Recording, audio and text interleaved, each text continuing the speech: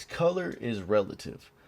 It'll change depending on whatever the background is.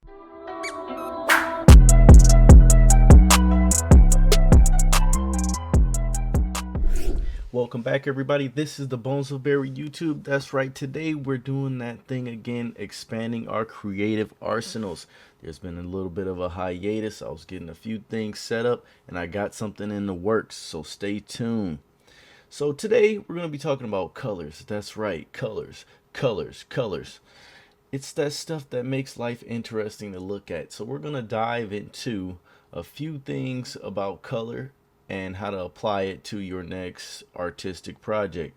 So as you see here, we have the face that I've drawn. We're going to go ahead and use this as our model. So say hello to the pretty lady. She's going to model this color sample for us.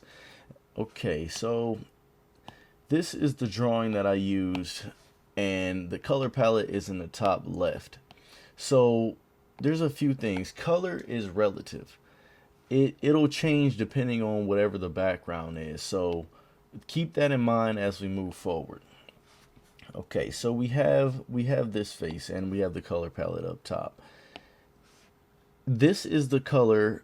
This is how I always start off. Let's put it like this. I always start off with a background. Now, if you want to get a good, interesting tone or an interesting mood to the picture, you go ahead and drop in a heavily saturated background. Now, depending on what you want to do, like you can use any saturated color really, and then you can find your way around. But lately, I've been using a lot of purples and blues, so we're gonna go with purple for this one because that's what I used for that art that I posted. So so as you can see that I have it labeled as BG. I'm gonna go ahead and sop that color up, or ink, whatever that tool is called. I'm gonna go ahead and paint the background. Now, interesting thing about color, remember what I said, that color is relative. So as you can see, the white in the top left, I have it labeled as HL. Now that looks white up against the background, doesn't it? It looks white and shiny, but check this out. I'll go ahead and take that same color. I'm going to go ahead and sample that color, make the background disappear. Now watch what happens when I go ahead and put that color in the up against the white background. Look at that. It's just like a dark, heavily saturated color. Doesn't really, you know, doesn't really look like anything that will be considered bright, right? That you'll use for a light source, right? But check this out. I put on that background and it instantly turns white.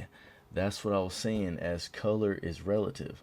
Now, we're going to go ahead and use that same concept, and we're going to go ahead and we're going to go ahead and cell shade this character using those tools.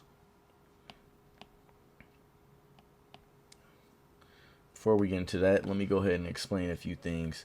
So this is the gold that I used. This is, if you can see the gold is actually red, and the highlight is actually, it's a red as well. It's like a pink. They're both pink and red, but in the purple background, they transform to brown. Robots in disguise. You know what I'm saying? So that same concept.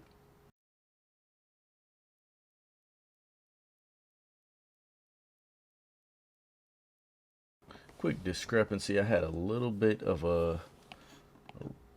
that red was actually for the eye.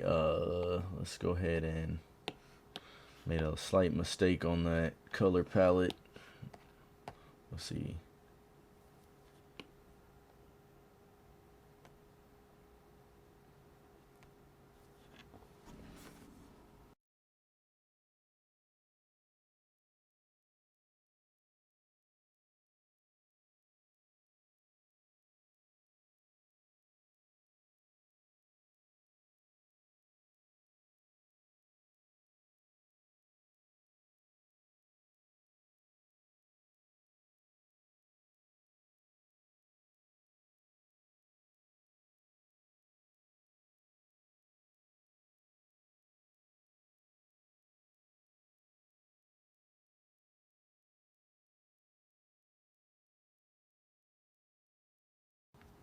Okay, so we have our gold earrings in play.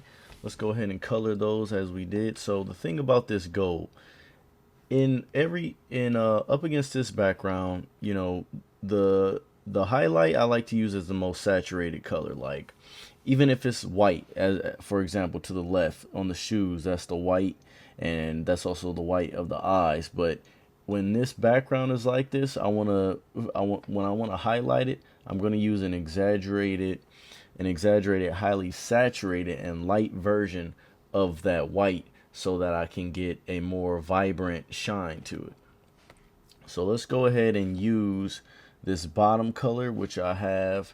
I use that as the gold. So we're gonna go ahead and take that color, and that's the gold.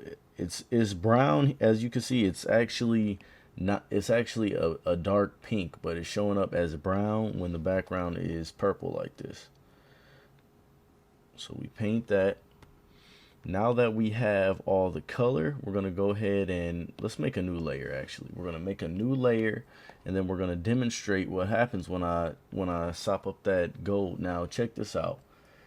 Again, it's pink. It looks like it's yellow in this background, but that's the effect that background can have on these colors. So we take that, we go in, and we just do some highlights for that gold earring. And this other color is what I use for the highlights on the eyes, just to make it, you know, the eyes will draw you in. So I use that red as an exaggeration of like a brown or something. So we use that there, and it, you know, it kind of helps draw the eye a little bit. So we have that, and then we're gonna go in. We didn't do a shirt. Let's see, we didn't do hair either, but as you can see, that's all you do for the maybe we should do some highlights. Let's do some highlights. So let's get whatever color we had as a highlight for her skin.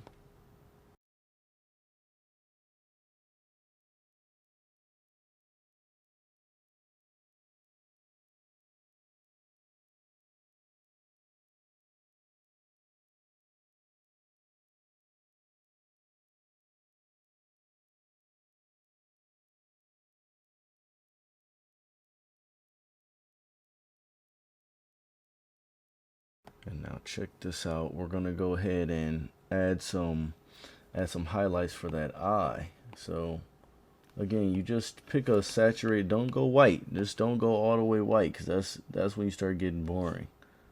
So we're gonna go in here. Now we have some highlights on the eye. You feel me?